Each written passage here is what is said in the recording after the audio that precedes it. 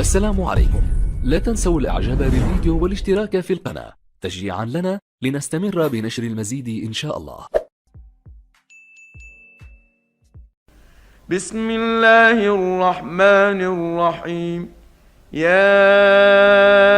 أيها النبي إذا طلقتم النساء فطلقوهن لعدتهن وأحصوا العدة واتقوا الله ربكم لا تخرجوهن من بيوتهن ولا يخرجن إلا أن يأتين بفاحشة مبينة وتلك حدود الله ومن يتعد حدود الله فقد ظلم نفسه لا تدري لعل الله يحدث بعد ذلك أمرا فإذا بلغن أجلهن فأمسكوهن بمعروف أو فارقوهن بمعروف وأشهدوا ذوي عدل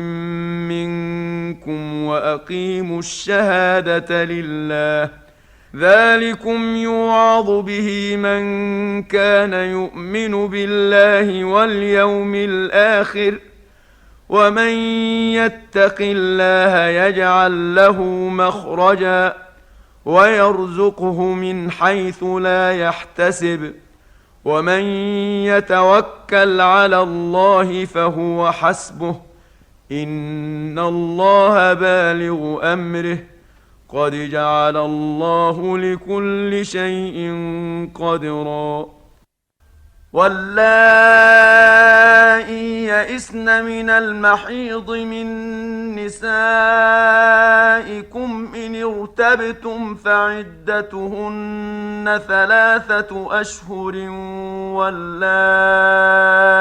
لم يحضن وأولاة الأحمال أجلهن أن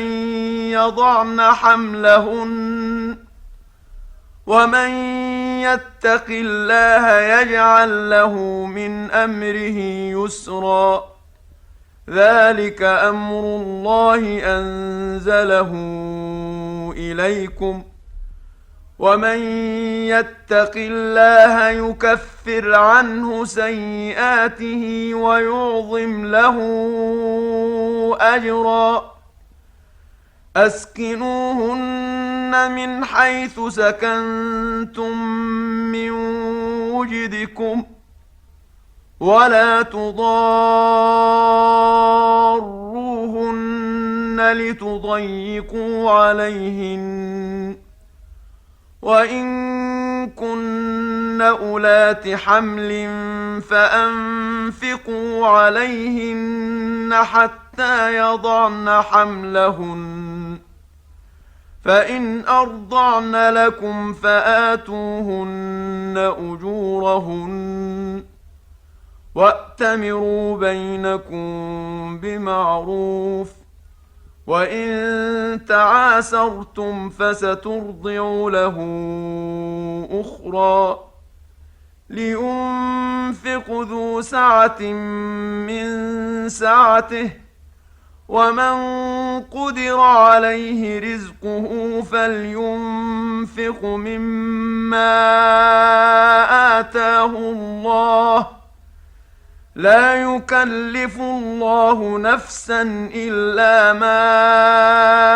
آتاها سيجعل الله بعد عسر يسرا وكأين من قرية عتت عن أمر ربها ورسله فحاسبناها حسابا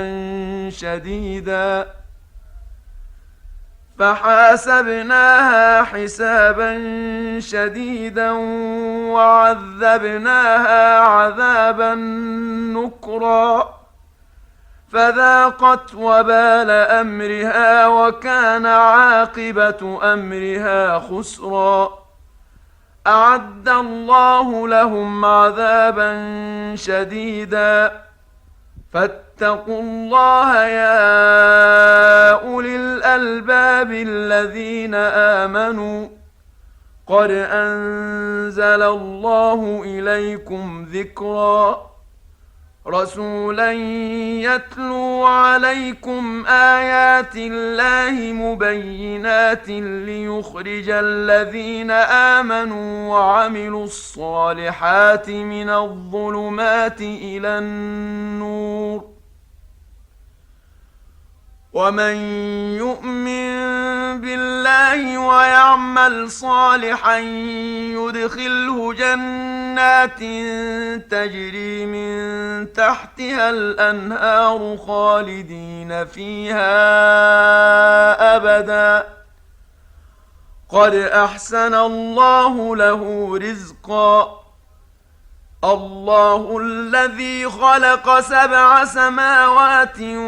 ومن الأرض مثلهن يتنزل الأمر بينهن لتعلموا أن الله على كل شيء قدير وأن الله قد أحاط بكل شيء علما. السلام عليكم. لا تنسوا الاعجاب بالفيديو والاشتراك في القناة تشجيعا لنا لنستمر بنشر المزيد إن شاء الله.